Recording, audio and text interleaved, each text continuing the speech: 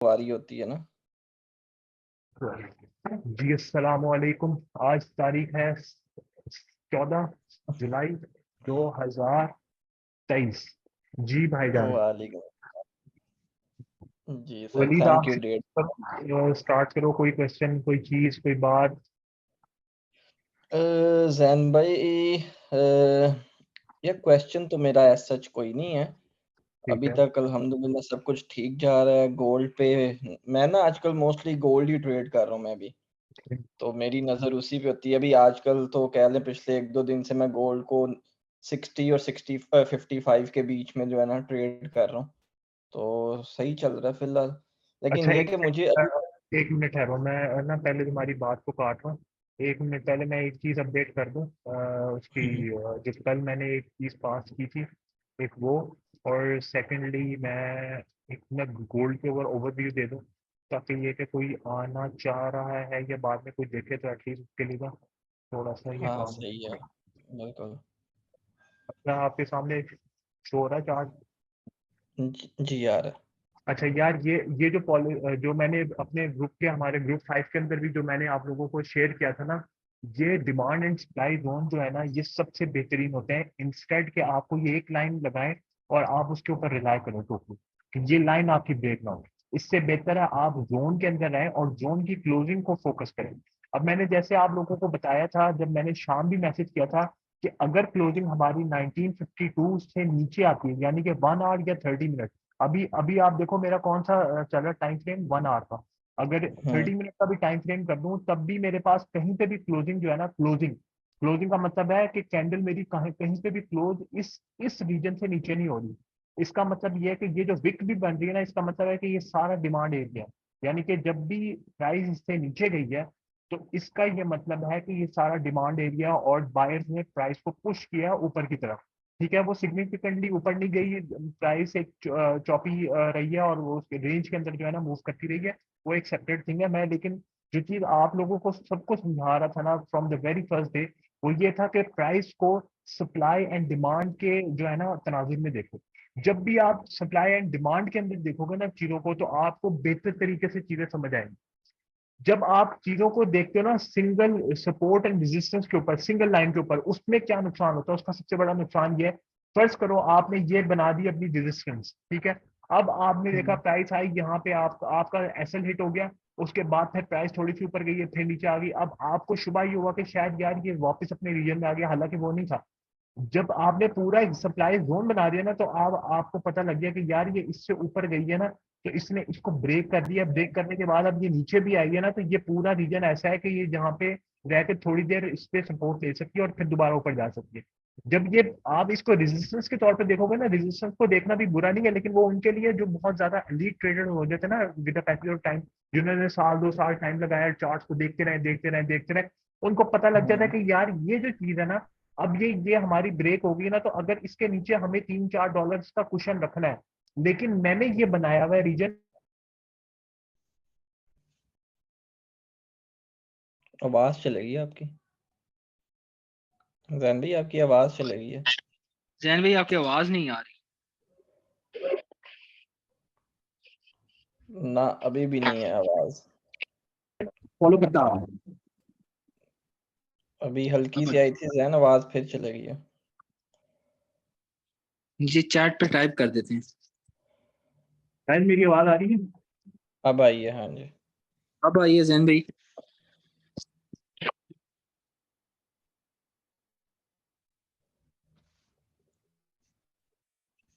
मेरी आवाज आ रही है आपको बाकियों को? अस्सलाम वालेकुम जी। हाँ, हाँ, सुल्तान आ रही है आवाज़, ज़ैन की आवाज़ आ रही थी लेकिन उन्होंने भी म्यूट माइक जो है ना वो म्यूट कर दी है।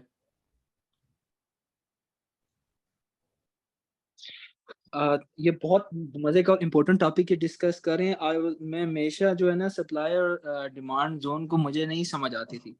मैंने जब भी रेजिस्टेंस या सपोर्ट ड्रॉ किया, वहां से एक फेक आउट, एक लंबी सी विक लगी और मेरा एसएल हिट करा के वापस को ऊपर को निकल गया कोई। हाँ, बिल्कुल ये ऐसे ही तो होता है। वो ज़ैन इसीलिए भी मैं बता रहे हैं कि स्टार्टिंग ज़ोन बना दें, वो बेहतर होता है। जब मैं आया था इस कोर्स में और सारा कुछ, तो मैं स्टार्टिंग से ही सिंगल पेयर पे ही फोकस था। तो हाँ, जब ट्रेडिंग के पहले चेक करता था, गोल्ड बल्कि मेरा पूरा फोकस था। जी जैन भाई। मेरी आवाज आ रही है अब आपको? जी अब जी आ रही है, जी अब आ आप। रही है। यार वो दरमियानी ना वो हो गया ना। अच्छा ठीक है। और यार ये एक और मसला है, वो कह रहा है कि जी मिनिमाइज नहीं कर सकते। अच्छा चलो ठीक है। अच्छा ये आप लोगों को स्क्रीन में दोबारा शेयर कर रहा हूँ। अच्छा अच्छा मैं जो बात कर रहा था कि ठीक है। हम जब पीछे से जब देख रहे थे ना, इसको प्राइस को देख रहे थे, मैं इस प्राइस को स्पेसिफिकली नोट करता हुआ आ रहा था पीछे से। कहीं से मैं ट्रेंड लाइन से चेक कर रहा था, कहीं मैं सप्लाई एंड डिमांड जोन से चेक कर रहा था। अब मैं आप लोगों को जो चीज इस ग्रुप में specifically from the very first day जब से हम इस ग्रुप में अलाइन हुए हैं ना, तकरीबन लास्ट 3-4 मंथ से मैं आप लोगों को एक ही चीज बार बार बता रहा हूँ कि आप लोगों ने सिंगल प्राइस को देखने के बजाय रीजन को जो है ना उसको चेस किया करो, उसको देखा करो, उसको इम्पोर्टेंस दिया करो। इंस्टेड के आप जब जो किसी एक स्पेसिफिक प्राइस को देख रहे होते हो ना, तो वो आपको नुकसान पहुंचाएगी। अब यहाँ पे देखो, ये वाली प्राइस मैंने ये लगाई हुई थी, ये मुझे बहुत क्या कहते हैं वैलिड जोन लग रहा था। और ये जब ब्रेक हुआ ना, तो मुझे पता था कि ये लेवल्स जो है ना ब्रेक हो गए हैं, तो ये नए लेवल्स बनाने जाएगा। और वही हुआ, वो लेवल्स हमने 2 दिन के लिए छोड़ दिया मार्केट को। हमने कहा ये जाके अपने नए लेवल सेट कर ले, फिर हम ट्रेडिंग करेंगे। वही हुआ, उसने अपने नए लेवल सेट किए, यहाँ तक नीचे आई और उसने दोबारा अपने लेवल्स जो है ना डिफाइन करने शुरू कर दिए। अच्छा हमने वहां से अपने लेवल्स और डिफाइन किए और फिर हम ऊपर चले गए। अब इस वाले रीजन को मैं नोटिस कर रहा था कि जिस वक्त ये इसको ब्रेकआउट दिया ना, फराज भाई की कॉल आई थी वहां पे उस वक्त सेल की। तो I was waiting for this breakout, लेकिन उस वक्त मुझे ये समझ नहीं आ रही थी। अभी पता नहीं मेरे से किसी ने बात की थी प्राइवेट मैसेज में कि फराज भाई का मैसेज होता है कि वो बाई क्या कहते हैं बाई की कॉल होती है, और मुझे एनालिसिस मेरे लग रहे होते हैं सेल के, या मेरा सेल का होता है और फराज भाई की कॉल आ जाती है बाई। वो मैं समझाने लगा हूँ कि उसको काउंटर कैसे करना है, आपने उसको कैसे देखना है। देखो फराज भाई जो है ना वो मेंटोर है, वो ग्रुप लीडर है। अगर वो किसी चीज को देख रहे हैं ना, हो सकता है उनका देखने का एंगल कुछ और हो, वो किसी और अंदाज से देख रहे हैं जो आपको नजर ना आ रहा हो सकता है देयर इज अ पॉसिबिलिटी वो किसी डाइवर्जेंस को जो है ना किसी जगह के ऊपर वो देख रहे हो, शायद आप उस चीज को नोटिस ना करें, वो किसी भी टाइम फ्रेम के ऊपर देख रहे हो सकता है देयर इज अ। अच्छा दूसरा ये क्या हो सकता है, वो सेंटिमेंट को देख रहे हो, देयर इज अ पॉसिबिलिटी कि वो सेंटिमेंट एनालिसिस कर रहे हो, देयर इज अ पॉसिबिलिटी वो किसी और चीज को। आपको जो चीज रखनी है ना, जो न्यू इसके अंदर है, जिनको महीना 2 महीना 3 महीना हो, वो सिंपल रखें डाउ थ्योरी को। Higher highs and higher lows, higher highs and higher lows. आपका हायर हाई यहाँ पे ब्रेक हुआ है और आपका ये हायर लो बन गया ना, जब तक प्राइस आपकी इससे नीचे नहीं आके क्लोजिंग देती ना, आप इसको शॉर्ट ना करो। सीधी सी बात है, अपना सिंपल सा जो है ना सिंपल सा रख लो। जब आपका ये 30 मिनट का चार्ट खोला हुआ है मैंने 30 M टाइम फ्रेम के ऊपर, आपकी प्राइस अगर इससे नीचे आके क्लोजिंग नहीं देती, आपका बाइस बुलिश ही होना चाहिए, आपने अपना बाइस बेरिश नहीं करना। आपने यहाँ पे जितनी शॉर्ट्स मारनी है ना, वो आपने लॉन्ग की शॉर्ट्स मारनी। अच्छा दूसरा ये है कि जब आपने ये अपना रीजन आपने उसको डिफाइन कर लिया ना, जैसे ये वाला रीजन था आपका, ये आपका सप्लाई रीजन था, ये ब्रेक होके इसके इसके ऊपर इसने क्लोजिंग दी। अब ये इससे नीचे ब्रेक नहीं हो रहा, कहीं पे भी ब्रेक नहीं हुआ। यही जो बात मैं आपको बार बार बता रहा हूँ ना, ये विक्स बना रहा है। विक्स बनाने का मतलब ये होता है कि प्राइस जो है ना बायर्स ने दोबारा ऊपर की तरफ पुश की है। यहाँ पे भी प्राइस बायर्स ने दोबारा ऊपर की तरफ पुश किया है, इसका मतलब ये है कि बायर्स का इंटरेस्ट है इस प्राइस को ऊपर रखने का। लेकिन उसी तरह से सेलर्स का भी इंटरेस्ट है कि प्राइस नीचे आए। जब तक ये प्राइस इसकी ऑनर होती रहेगी ना, हम इस रीजन को एज ए सपोर्ट लेंगे और हमारा बाइस भी लॉन्ग का ही होगा। हमारा बाइस शॉर्ट का कब होगा मैं बताऊं। शॉर्ट का बाइस हमारा ये होगा, हमारा लास्ट हाई लो ये है। जिस वक्त प्राइस इसको ब्रेक कर देगी ना, यहाँ कहीं नीचे आके हमारा क्या कहते हैं वो दे देती है, क्लोजिंग दे देती है, तो हमारा वो जो क्या बाइस है ना, वो हमारा कन्वर्ट हो जाएगा फ्रॉम लॉन्ग टू शॉर्ट। उससे पहले हमने अपना बाइस बाय ही रखना है, क्योंकि अच्छा और दूसरा एक और चीज है, देखो आपने हायर हाई और हायर लो मोस्टली यहाँ पे जो लोग है ना, वो उसको आइडेंटिफाई करने में ना मुश्किल होती है। वो क्यों होती है, आप लोग जल्दी में जो है ना हायर हाई और हायर लो को जो है ना आइडेंटिफाई कर रहे हो, तो ये गलत है। रीजन क्या है देखो, यहाँ पे अब आया ना, मैंने कहा ये हायर लो है, आपने बनाया यहाँ पे देखा हायर हाई, अब आप इसको शायद कोई बंदा आके कहे यार हो सकता है ये हायर लो ये नहीं है। जब तक आपका ये वाला हायर हाई जो है ना, मतलब ये वाला हायर हाई ये आपका ब्रेक हुआ ना, जिस वक्त ये ब्रेक हुआ आपका हायर हाई, आपने तब इसका हाई लो मार करना है। जब तक ये वाला हायर हाई पुराना वाला हायर हाई आपका एच ब्रेक नहीं होता, आपने हाई लो मार्क नहीं करना नया। अब ये वाला जब आपका हायर हाई मार्क हो गया ना, अब यहाँ पे आपका जो है ना ये नया जो ये आपका एक किस्म का बनना चाहिए, ये आपका हायर हाई बनना चाहिए, लेकिन ये हाई लो अभी नहीं है आपका। अभी तक ये आपका हायर लो नहीं है, इसको हायर लो नहीं बनाना जब तक ये ब्रेक नहीं करता इसको। ये जब इस रीजन को ब्रेक कर देगा, इसका मतलब ये है कि उसने नया हायर हाई बना दिया, अब ये आपका हायर लो है। अब फर्स्ट करो प्राइस इसको ब्रेक करके ऊपर निकल जाती है, यहाँ कहीं निकल जाती है, ये आपका हाई लो बन जाएगा, वो आपका हायर हाई बन जाएगा, फिर आप इसको हायर लो कह सकते हो। अब प्राइस अगर आपकी नीचे आती है और इसको फिर हायर लो बनाने के बाद इसको ब्रेक करती है ना, और अपना स्ट्रक्चर ही ब्रेक ऑफ स्ट्रक्चर कर जाती है, फिर आप कह सकते हो कि यार ये जो है ना हमारा क्या कहते चेंज ऑफ क्या कहते हैं करेक्टर हो जाता है। तो फिर आप कहोगे कि हाँ यार हमारा यहाँ पे टोटली प्राइस का जो करेक्टर है ना वही चेंज होगा। ये समझ बात समझ आएगी जितने लोग यहाँ बैठे हैं? जी जी मुझे आ गई। जी ये समझ आ रही है मुझे।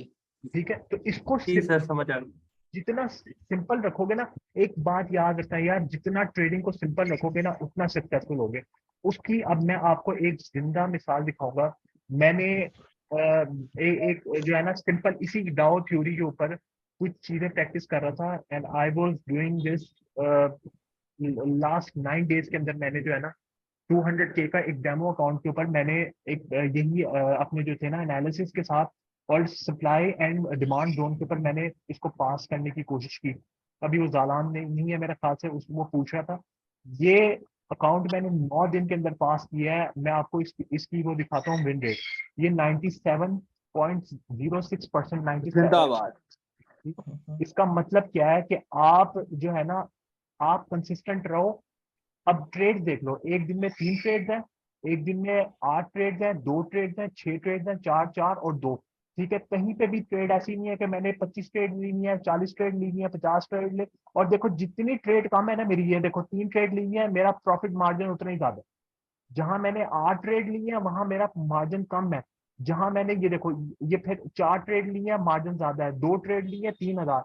यानी कि आप ट्रेड कम लो, लेकिन आपको पता हो कि आप ट्रेड क्या ले रहे हो, आपको पता हो कि आप मार्केट में घुस क्यों रहे हो, आपको आपका स्ट्रेटेजी क्या है। अब मेरी स्ट्रेटेजी क्या थी, मैं अपने हायर हाइज और हायर लोस को जो है ना वो चेक कर रहा था, और मैं न्यूयॉर्क सेशन को बिल्कुल अवॉइड कर रहा था। उसकी वजह ये थी, न्यूयॉर्क सेशन जो है ना वो वॉलेटाइल होता है, बहुत ज्यादा वॉलेटाइल होता है। मैंने लास्ट टाइम भी जो है ना बड़ी दफा ये सारों को जो है ना इस चीज का बताया कि यार न्यूयॉर्क सेशन जो है ना इससे बचो जितना हो सकता है। इसमें सबसे ज्यादा आपको ना मसले मसाइल इसी के अंदर आएंगे। चलो मैं ये सेशन को जरा ऑन कर लूँ इसको। न्यूयॉर्क सेशन के अंदर सबसे ज्यादा अभी ये पिछले जो है ना 1-2 दिन से जरा न्यूयॉर्क सेशन जो आपका थोड़ा सा माठा चल रहा है, क्योंकि कोई इतनी मूवमेंट नहीं हो रही, क्योंकि टग ऑफ वॉर्स है बायर्स एंड सेलर्स के दरमियान। लेकिन हमेशा न्यूयॉर्क सेशन में ना ठीक ठाक वॉलेटिलिटी होती है। ये देखो, ये आपका लंदन सेशन है, और उसके बाद जैसे न्यूयॉर्क सेशन ओपन हुआ है, इसने प्राइस को पंप करना शुरू किया ऊपर जाते जाते। मोस्टली जितने भी नए ट्रेडर्स हैं ना उनको उनको वो मेरी सजेशन ये होती है कि आप ट्राई करो टोक्यो सेशन को या लंदन सेशन को, प्री लंदन सेशन तक जो है ना ट्रेड करने की कोशिश करो। लंदन ओपन से भी पहले पहले कोशिश करो कि वहां तक ट्रेड करो, क्योंकि बाज औकात ये होता है कि लंदन सेशन में भी कुछ ऐसा आता है कि वो मोमेंटम एक दफा बनाता है और न्यूयॉर्क सेशन उसको कैरी कर देता है। तो इसलिए सेशन से लेके चलो। न्यूयॉर्क न्यूयॉर्क सेशन जिस वक्त 6:30 बजते हैं, 6:30 7:30, मार्केट को सामने से बैठ के वॉच जरूर करो। लेकिन जरूरी नहीं है कि आपके हाथ जो है ना वो उसके ऊपर वो क्या कहते हैं ट्रिगर करे, क्या नाम है यार उसके ऊपर, बाय एंड सेल के ऊपर, वो नहीं करना था। आप सिर्फ मार्केट को बैठ के वो करो, देखो यही आपका सबसे बड़ा काम है। और सबसे बेहतर ये आप अपना ट्रेडिंग व्यू बंद कर दो, वो बंद कर दो, MT4 या MT5 आपका जो है वो बंद होना चाहिए। सिर्फ आपका ट्रेडिंग व्यू चल रहा हो, आप ट्रेडिंग व्यू चल रहा हो और आप उस पर बैठ के सिर्फ चेक कर रहे हो कि यार मार्केट जा किस तरफ रही है। आप यहाँ पे बैठ के अपनी चार्टिंग कर रहे हो, और आपको पता होना चाहिए कि यार मेरा अब मैं एक और स्ट्रेटेजी आपको यहाँ पे जो है ना, अगर किसी को स्ट्रेटेजी का नहीं पता लगा, टोक्यो सेशन जब आपका एंड हुआ है आपको पता लग गया है उसी दिन के अंदर, फर्ज करो टोक्यो सेशन अभी आपका ये एंड नहीं हुआ और आपका लंदन सेशन जो है ना वो चलना शुरू हो गया। अच्छा, आपका लंदन सेशन चलना शुरू हो गया, अभी आपको जो है ना ये लोड डिफाइन नहीं हो रहा आपका। जब टोक्यो सेशन यहाँ पे एंड हुआ ना, और इसका टोक्यो लंदन सेशन के अंदर ही टोक्यो का हाई ये देख लो आपके पास यहाँ पे क्या आ रहा है, लो 1933.70, और इसका हाई क्या आ रहा है 194041 ही कर लो, 1941। ये आपका जो है ना ये इसका एक रेंज बन रही है। सही है, ये एक रेंज आपकी बन रही है टोक्यो की, ये लो है ये हाई है। अब आपने लंदन सेशन को कैसे करना है, आपने लो पे पकड़नी है प्राइस को, और आप इसको एटलीस्ट राइड करो इसके हाई तक, स्टॉप लॉस रखो इससे थोड़ा सा नीचे, और एटलीस्ट इसको राइड करो इसके हाई तक। आपके यकीन करो इतने जबरदस्त किस्म के आपके जो है ना रिस्क एंड रिवॉर्ड आपका इतना बेहतरीन होगा ना, मैं कहता हूँ कि आपके बहुत सारे अकाउंट जो है ना वो ऐसे हलवे की तरह से पास होंगे ना, आपको कि यार ये जैन भाई ने ये जो बताई है ना चीज, ये सबसे बेहतरीन चीज है। अब ये तरह आपका रिस्क एंड रिवॉर्ड देखो, ये 2 का रिस्क एंड रिवॉर्ड है, ये मैंने हालांकि अभी ज्यादा वो रखा हुआ है इसका, आप इसको करीब भी कर सकते हो क्योंकि आपने तो लो को चेक करना है, लो को चेक कर रहे हो आप, आपका रिस्क एंड रिवॉर्ड 2.58 का है। आप ऐसी 3-4 ट्रेड अच्छी निकाल लो, आपका अकाउंट 3-4 क्या, आपने 2 ट्रेड्स निकालनी है, आपका बड़े ही बेहतरीन तरीके से आपका जो है ना अकाउंट पास हो जाएगा। लेकिन ये किस तरह होगा, ट्रेड्स कम लेनी है, ट्रेड्स कम लेनी है, और कोशिश करो न्यूयॉर्क सेशन में जिस पर न्यूज होती है उस पर ट्रेड ना करो। न्यूयॉर्क सेशन में अगर आपने ट्रेड करना ही है तो अपने वॉल्यूम जितने कम रखो कि अगर मार्केट ड्रास्टिकली आपकी एक्सपेक्टेशंस के और एनालिसिस के खिलाफ मूव कर जाती है, तो फिर भी आप जो है ना उसको क्या कहते हैं later in the second half of the New York session आप उसको रिकवर कर सको। इसलिए न्यूयॉर्क सेशन को मेरा हमेशा से मशवरा रहता है उसको अवॉइड करना चाहिए। सही। बहुत आला जैन भाई। मैं ये दोबारा से अगर आप चार्ट ओपन करेंगे दोबारा से ही आई थिंक जैन भाई चले गए हैं क्या, डिस्कनेक्ट हो गए? नहीं नहीं जी। इधर ही। अच्छा जैन भाई, मेरा आपसे पहला ये सवाल है कि मैं तो शुरू से ही ना गोल्ड पे ही मेरा मेनली फोकस है और नैस्डैक पे। अब होता ये है कि मेरा बायस जो है, अब डिफरेंट एलुमनाई की वजह से जब मैं एलुमनाई में अंदर आया तो मैं वहां से मेरा बायस जो था शॉर्ट का ही बना हुआ था, ठीक है। और मेरे मोस्टली मेरे टेक्निकल जो थे वो गोल्ड पे काम नहीं कर रहे थे। उसका रीजन ये था कि कंफ्यूजन मुझे हो रही थी कि मैं अगर, जब आपने पहले भी इस पे डिस्कस किया कि मैं अगर लॉन्ग करके बैठा हुआ हूँ, फॉर एग्जांपल मेरा लॉन्ग है, ठीक है, वहां पे एक हमारे ग्रुप में इमरान भाई हैं, वो शॉर्ट की कॉल दे देते हैं, ठीक है, और उस्ताद जी उसके अगेंस्ट जो है, जारी बात है वो मेंटोर हैं, वो उन्होंने एक टाइम गुजारा, उन्होंने हमें सिखाया है, वो लॉन्ग की कॉल दे रहे हैं और मेरा अपना एनालिसिस जो है वो शॉर्ट का है, ठीक है। तो इसमें इस कंफ्यूजन में मुझे समझ नहीं आती मैं करूं तो क्या करूं, उनका फॉलो करूं या अपना फॉलो करूं। तो उसमें हुआ ये कि मैंने उस्ताद जी का वो फॉलो किया और उसमें मुझे ठीक ठाक, मुझे ना उसमें लॉस हुआ, गलती हालांकि मेरी थी और मेरा एनालिसिस ठीक था, ठीक है। वो फेक आउट आपको याद होगा कि 36 वाला एक फेक आउट लगा था और मार्केट वापस नीचे को आई थी। इसकी नैस्डैक की बात नहीं नहीं, ये गोल्ड की बात कर रहा हूँ। एक फेक आउट लगा था यहाँ पे, उस्ताद जी ने बाय स्टॉप पाया हुआ था और एक उसने लंबी सी विक मारी, उसके बाद सेलर्स ने डोमिनेट किया था, अच्छा ठीक है, हाँ सही है, ठीक नेक्स्ट है। वाली। तो हाँ ये सबसे बड़ा मुझे एक ये इशू आ रहा है, और दूसरा ये सप्लाई और डिमांड जोन क्रिएट कैसे करेंगे, ये जब सपोर्ट पे करेंगे या इस तरह मुझे ये बता दें अच्छा जैसा यार आपने ये, मार्किंग की हुई है। अच्छा ये तो मैं तुम्हें अभी बता देता हूँ। अच्छा सुल्तान, इसमें सुल्तान ही नाम है ना, नाम सही ले रहे हो? जी जी अच्छा सुल्तान भाई, इसके अंदर ना एक से एक चीज याद रखो, मैं अपने ग्रुप के अंदर भी सारों को यही चीज कहता हूँ। देखो जब आप खुद ट्रेडिंग कर रहे हो ना, तो कोशिश करो कि नॉइस को कम से कम रखो। उसका उसका रीजन क्या है, नॉइस यार, जिनके माइक चल रहे हैं ना वो माइक बंद करें क्योंकि मुझे आवाज एको होके ना वापस आ रही है। अच्छा, उसमें ना नॉइस को कम से कम रखो, उससे क्या होगा, नॉइस को कम रखने का क्या फायदा होगा कि आप जो एनालिसिस करोगे ना, आपको पता होगा कि यार आज फर्ज करो आपने डिसीजन लिया, डिसीजन क्या लिया है, मार्केट एनालिसिस किए हैं, आपने गोल्ड को चेक किया है, गोल्ड चेक करने के बाद आपको लगा है कि यार ये तो मार्केट जो है ना वो पुश करेगी ऊपर की तरफ। अब जब आपने ये एनालिसिस कर ली है, अब आपका बाइस बन गया लॉन्ग का। अच्छा, when your price is long, अब आपने मार्केट के को जो है ना क्या कहते हैं, सिर्फ बाय की कॉल्स लेनी है। अब आपने इस कॉल के साथ आप मार्केट एनालिसिस करके आप बैठे हो अपनी ट्रेड्स लेने। अब आपने आके खोला है एलुमनाई ग्रुप, अब वहां पे कुछ लोगों ने अपने चार्ट्स भी शेयर किए हुए हैं, वहां पे फराज भाई की भी कॉल होंगी और चीजें भी होंगी। अब आपने उसको कैसे उससे बचना कैसे, देखो जब आपने डिसीजन ले लिया ना कि यार मैंने ट्रेड अपने अपने ऊपर करनी है, मैंने अपने एनालिसिस के ऊपर करनी है, चाहे ठीक हो चाहे गलत हो, फिर आपने एलुमनाई ग्रुप को जो है ना उसके बाद नहीं देखना, उसको अवॉइड करो। उसकी वजह पता क्या है, फिर आप डबल माइंड हो गए। फराज भाई की कॉल को लेना है तो फिर आप अपने एनालिसिस को थोड़ी देर के लिए सेट असाइड कर दो, उसको उसको ना देखो, उसकी अब मतलब अपने एनालिसिस को बिल्कुल साइड पे रख दो। उसकी वजह पता क्या है, आप कंफ्यूज हो गए, आप ट्रेड लगा दोगे और फिर कंफ्यूज हो गए, आप कहोगे यार मेरे एनालिसिस ठीक है, फराज भाई ने जो दिया ना चार्ट जो एनालिसिस उनके हैं वो ठीक नहीं है। देखो ट्रेडर कोई भी कहीं पे भी कितना बड़ा ट्रेडर हो, उसका बुरा दिन आता ही आता है। ये एक जो है ना ट्रेडिंग की सबसे बड़ी, जिसे कहना चाहिए ना अपॉर्चुनिटी कॉस्ट है एक किस्म की, इसको क्या कहते हैं, बिजनेस कॉस्ट कह लो इसकी, इस ट्रेडिंग की। तो कोई ना कोई दिन ऐसा हर किसी ट्रेडर का आएगा जिस दिन वो जो है ना मार खाएगा। अब फर्ज करो उनका बुरा दिन चल रहा था, आपका एनालिसिस था बाय का, आपने वो छोड़ के आपने डिसीजन लिया कि मैं, आपने पहले कहा कि यार मैं खुद ट्रेड लूंगा। आप आए, एडमिन आए, ग्रुप में आए, आपने फराज भाई की ट्रेड दी, आपने देखा कि वो सेल कर रहे हैं, आपने अपने एनालिसिस को साइड पे रख दिया और आपने उनकी कॉल ले ली। अब जब आपने उनकी कॉल ले ली ना, वो मार्केट एग्जैक्टली ऑपोजिट चली गई फराज भाई की कॉल के ऊपर।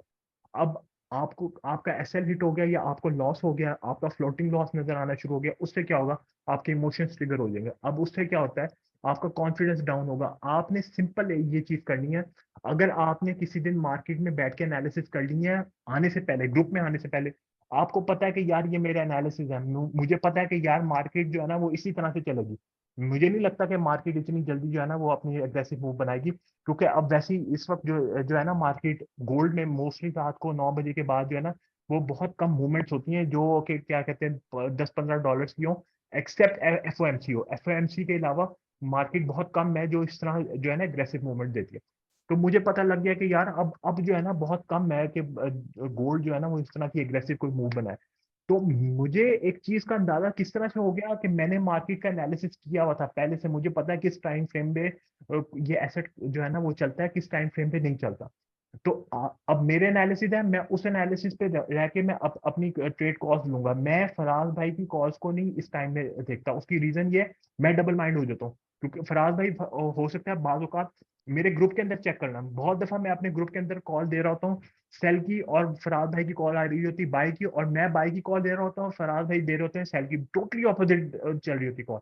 लेकिन मैंने आज तक ग्रुप मेंबर्स को किसी को नहीं फोर्स किया कि भाई वो आप मेरी कॉल लो या उनकी कॉल लो। देखो आपका डिसीजन आपके ऊपर है, आप किसके एनालिसिस को देखते हो। अगर आपने मेरे एनालिसिस को देखना है, आपको लगता है कि मेरा चार्ट देख के आपको ज्यादा समझ आ रही है प्राइस की, आप वो ले लो, नहीं तो फराज भाई की तो 100% लो आप वो। लेकिन इससे कंफ्यूज नहीं होना, कंफ्यूजन का शिकार नहीं होना। आपके एनालिसिस ठीक है, एनालिसिस गलत नहीं हो सकते बिल्कुल। आपके। अगर आपका चार्ट ठीक है ना, मुझे अगर आप अपना चार्ट दिखाओगे कि जैन भाई ये मेरा चार्ट है, मेरे ये एनालिसिस है, मैंने इस तरह से एनालिसिस किया, मैं वो देखना जरूर चाहूंगा। तो मुझे पता हो कि यार बंदे ने चार्ट बिल्कुल ठीक बनाया हुआ है, एनालिसिस उसके ठीक है। देखो मार्केट बाजों का ये जो फेक आउट, जो फेक ब्रेकआउट देती है, ब्रेक डाउन देती है, इसमें भी बहुत बहुत दफा जो है ना सीजनल और अच्छे ट्रेडर्स जो है वो भी मार खा जाते हैं। वो कोई बड़ी बात नहीं है, लेकिन ये है कि आपके चार्ट्स ठीक होने चाहिए। अच्छा दूसरा आप ये कह रहे थे कि ये कैसे सप्लाई एंड डिमांड जोन बनानी है, सिंपल सी बात है मेरे भाई, इसको जो है ना सिंपल रखना है। मैं कोई ऐसा चार्ट देख लूँ जिसके ऊपर जीबीबी जेपीवाई, इसको देख लेते हैं। ये पहले डेली पे आ गए हम, ठीक है।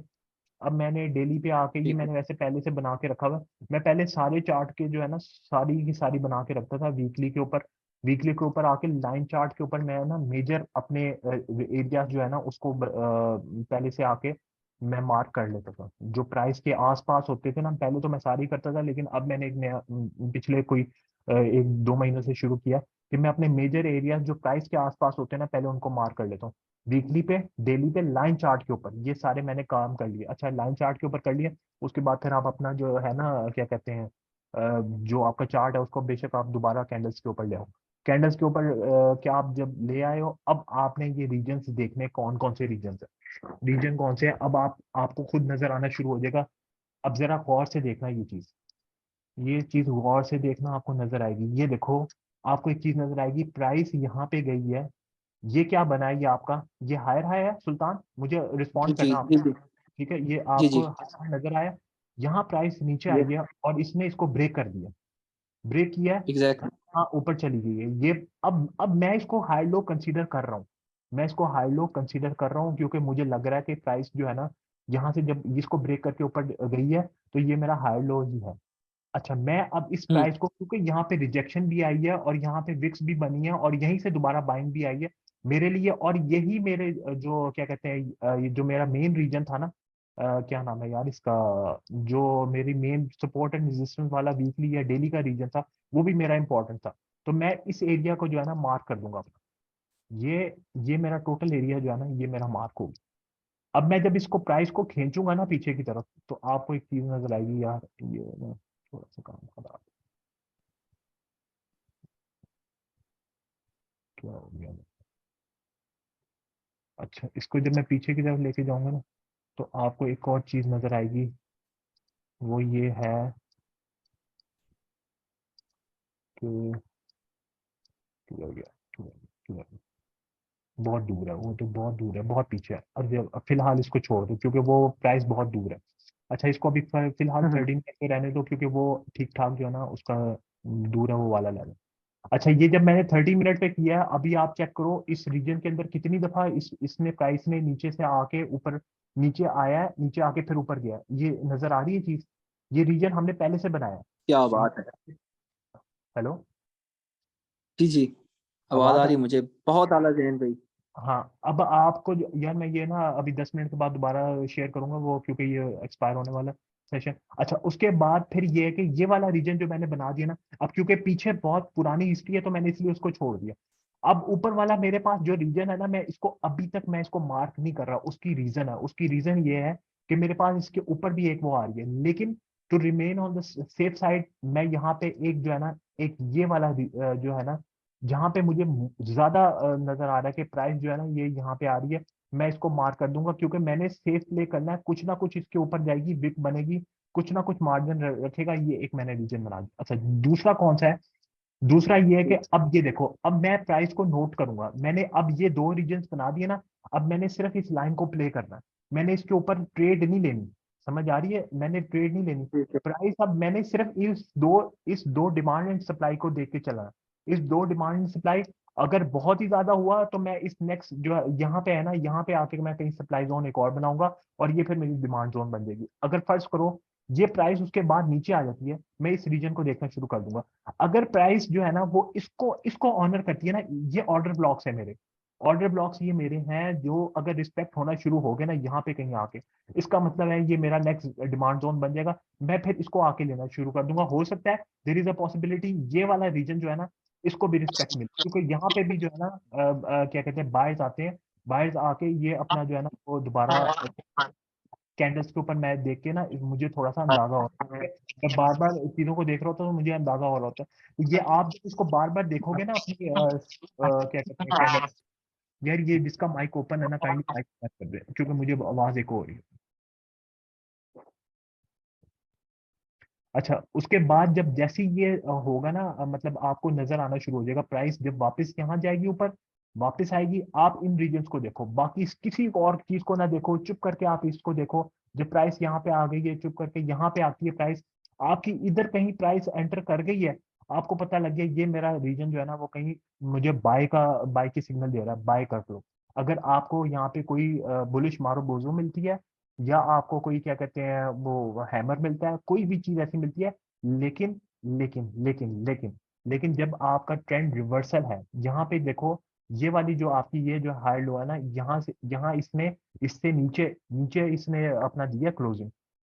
मेरे लिए यह खतरनाक बात है, मैं इसको कंसिडर नहीं कर रहा। लेकिन मेरे लिए एक और चीज है जिसकी वजह से मैं इसको अभी भी बेरिश नहीं कंसिडर करूंगा। उसकी रीजन ये है कि ये वाला रीजन जो रीजन है ना वो मैंने मार्क किया था as a support area, as a demand zone. जब मैंने इसको डिमांड जोन के तौर पे मार्क किया ना, तो मुझे लगता है ये है कि प्राइस अगर नीचे भी आ गई ना, तो ये यहाँ इसको ऑनर करेगी प्राइस को, और ये दोबारा शूट अप कर देगी। तो मैं इसलिए इस रीजन को जब तक रिस्पेक्ट मिल रही है, मेजर क्लोजिंग इसके नीचे नहीं आती, यहाँ पे कहीं नीचे क्लोजिंग नहीं देता, मैं अपना बाइस बुलिश से बेरिश नहीं करूंगा। ठीक है, ठीक है। अब ये डिमांड एंड और सप्लाई जैन भाई, जैन भाई आपको यहाँ पे थोड़ा इंटरप्ट करूंगा। अच्छा जैन भाई, मैं ये थोड़ा अगर जो आप ये बता रही हैं चीजें ऑर्डर ब्लॉक्स में, इस चीज को फॉलो करता हूँ। इस चीज को फॉलो करते हुए मैंने एग्जैक्ट बीटीसी का रिवर्सल निकाला था जहां से वो वापस बाउंस बैक करेगा। वो ठीक था है 24,700 का एरिया। उस ठीक टाइम बीटीसी बाबा ऊपर चल 25,000 समथिंग इस पे चल रहा था। और 24,700 जो मैंने चार्ट पे मार्क किया था, वो मैंने किया था डेली के एक ऑर्डर ब्लॉक बना हुआ था 24,700 की एक रेंज में। तो उसके जरिए से मैंने उसको मार्क किया था और मेरा एग्जैक्ट उसी पॉइंट पे बीटीसी आया, वहां से वापस बाउंस बैक कर गया। तो आप मुझे ये बताएं कि ये क्या आईसीटी या ये एसएमसी के जो कॉन्सेप्ट्स हैं ये वर्क करते हैं? यार आईसीटी, मैं एक बात बताऊं, आईसीटी ना बहुत लंबा एक टॉपिक है। मैं एक तुम्हें एक चीज बताऊं, वो बंदा ना उस चीज को ना कॉम्प्लिकेट करता चला जा रहा है। तो मुझे जो चीज समझ आती है ना, वो चीजों को ना की तरफ लेके जा रहा है। उससे जो है ना, कुछ चीजें तो ठीक है उसमें, जो एफवीजी है, फेयर वैल्यू जो एरिया है वो, फेयर वैल्यू गैप जो है वो उसको है, और कुछ चीजें वो तो समझ आती हैं। कुछ चीजें जो है ना, मैं उसको देखता हूँ कि यार वाकई उसके अंदर ना समझ आती है, लॉजिक समझ आती है। लेकिन कुछ चीजें ऐसी हैं जो कि वो ओवर कॉम्प्लिकेटेड है। मैं इसलिए सिंपल, मैं भी तुम्हारी तरह ना शुरू शुरू में कॉम्प्लिकेशंस की तरफ जाता था। उसकी रीजन पता क्या थी? कि मैं अपना सक्सेस रेट जो है ना वो बढ़ाना चाह रहा था। लेकिन इवेंचुअली बिल्कुल बिल्कुल पैसेज ऑफ टाइम जो है ना, मुझे एक चीज समझ आना शुरू होगी। वो चीज क्या थी? मुझे ये चीज समझ आना शुरू हो गई, ये सारा ट्रेडिंग जो है ना, ये साइकोलॉजिकल गेम है।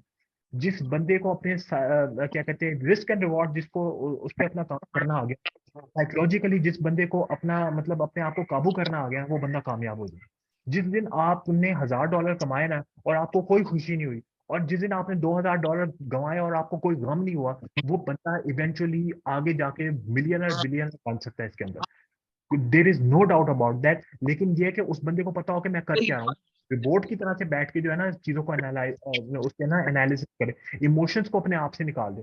हाँ, ह्यूमन है, हमारे अंदर इमोशन को जो है ना वो ट्रिगर होते हैं, वो सारा कुछ होता है। लेकिन मैं एक चीज बता दूं, अगर इमोशंस के साथ काम करोगे, चाहे एसएमसी के साथ काम करो, चाहे आईसीटी के साथ काम करो, चाहे सिंपल क्या कहते हैं बेसिक्स के साथ चल के काम करो, आप जो भी ट्रेडर करेगा ना वो फेल होगा। उसकी रीजन क्या है? जब आपके इमोशंस हावी हो जाएंगे ना, तो जो भी आप अपना ट्रेडिंग स्ट्रेटेजी लगाओगे ना, आप उसको मिच्योर होने से पहले ही उसको बंद कर दोगे, और उससे सबसे ज्यादा नुकसान होगा आपको। उससे सबसे ज्यादा नुकसान होगा आपको। इंस्टेड आप अगर आपके इमोशंस जो है ना वो तगड़े होंगे ना, तो आपकी सिंपल सिंपल स्ट्रेटेजी, अब ये जो मैं आपको बता रहा हूँ ना, डिमांड सप्लाई की चीज, ये बहुत सिंपल है यार। ये इतनी सिंपल है ना कि मैं कहता हूँ, अगर किसी को ये समझ आ जाए ना, वो बंदा अपने आप को इजीली सक्सेसफुल करवा सकता है। कोई बड़ी चीज नहीं है। ये बंदा जो चीज हायर मुझे तो हायर सर फौरी समझ आ गया है। जैन भाई माजत कता कलामी माजत, मुझे तो फौरी तौर पे समझ आ गई है देख के ही चार्ट, ठीक है कि आप क्या करना चाह रहे हैं। और यकीन करें पहले मैं इस चीज़ पे इतना वर्क नहीं करता था, लेकिन आफ्टर आपकी जो सक्सेस रेट देखने के बाद और सारा कुछ जो चार्टिंग देखने के बाद मुझे समझ आ गई है। पहले मैं ये कहता था यार ये डिमांड एंड सप्लाई पता नहीं क्या अजीब चीज़ है, वर्क करती भी है या नहीं करती। मैंने हमेशा जब भी सपोर्ट एंड रेजिस्टेंस ड्रॉ किया, एक लंबी गोल्ड ने विक मारी, मेरा स्टॉप लॉस हिट करके वापस नीचे या वापस ऊपर को गया है। और ऐसी है। दूसरा यहाँ पे एक मैं ऐड करता जाऊं कि मैंने अभी मेरा प्रॉफर्म का अकाउंट है, चल रहा है अभी, मैं वो पास नहीं हुआ अभी, ना मैंने फेल किया है। तो हम्म, हुआ इस तरह के पहले मैं 10,200 तक गया हूँ, हम्म, 10,200 से मेरा रिवर्स गियर लगा है, मैं all the way down to 10,615 पे गया हूँ। सही है। मैंने वहां से फिर इसको रिकवर किया है। हम्म, सो वहां से रिकवर करते करते मैं 10,200 पे गया हूँ, हम्म, फिर वहां से रिवर्स गियर लगा है। रिवर्स गियर लगा है मेरा जाके सीधा 10,521 पे। और हम्म। अब मैंने फिर रिकवर किया है, और अब मैं ये वो फ्री रिटेक लेने जा रहा हूँ। लेकिन मेरा कभी भी मेरी ड्रॉ डाउन मैंने ब्रीच नहीं होने दी, मैं रिस्क मैनेज कर रहा था। तो अच्छा, मेरा ये सबसे इस टाइम बड़ा जी जी सुल्तान, ये देखो, ये जो तुम अभी बात कर रहे थे ना, ये जो single line support and resistance बनाने का नुकसान और इसका क्या फायदा, ये देखो, ये वाला रीजन जो था ना, पहले मेरा सप्लाई जोन था, अब ये डिमांड जोन बन गया। अब जरा इसको देखो, 2 दिन से ये इंटैक्ट है। मैंने प्रीमियम के अंदर, प्रीमियम चैट के अंदर भी इसको शेयर किया था। ये 2 दिन से इंटैक्ट है। कहीं पे भी इसकी क्या कहते हैं, विक भी मारी है ना, तो इसने एक दफा विक मारी है। यानी कि अगर आपने अगर कोई ट्रेड लिया ना इसके अंदर बैठ के भी, आपका एसएल सिर्फ एक दफा हिट होगा। और अगर आपके प्रॉपर हम्म, रिस्क रिवॉर्ड है ना, तो आपको कुछ नहीं यार, 1 to 2 डे तो आपको आराम से, यहाँ पे मैं कहता हूँ दरमियान में भी आता है ना। आप फर्ज करो इसको यहाँ नीचे रख लो, इसको इतना रख लो, ठीक है, फर्ज करो यहाँ पे रख लो, और आप इतना इसको, मैं कहता हूँ टू टू पे ले आओ। कितनी दफा यार आपका जो है ना वो टीपी हिट होगा, कितनी दफा टीपी हिट होगा आपका? आप बैठ के कहोगे यार ये हलवे की तरह से जो है ना मेरा अकाउंट पास हो गया है। मैंने सिर्फ ये जो है ना, मतलब इस रीजन को मैंने रिस्पेक्ट दी है। मुझे पता है इस रीजन, और मैंने अपना अपना बायस पहले सही रखो। Your bias should be clear. आपको पता हो कि मेरा बायस क्या है। मैंने लॉन्ग बस जाना। क्लियर कैसे करें जैन भाई, ये का शिकार है, इसी वजह से मैंने प्रीमियम नहीं लिया। मैं कहा यार ये बहुत काम खराब होता जा रहा है। अच्छा, क्या कहते हैं सुल्तान, ये एंड होने लगी है। मैं आप लोगों को ना नया लिंक सेंड करता हूँ, उसको दोबारा ज्वाइन कीजिएगा ये। मैं तो मैं अभी दोबारा शेयर कर, ठीक।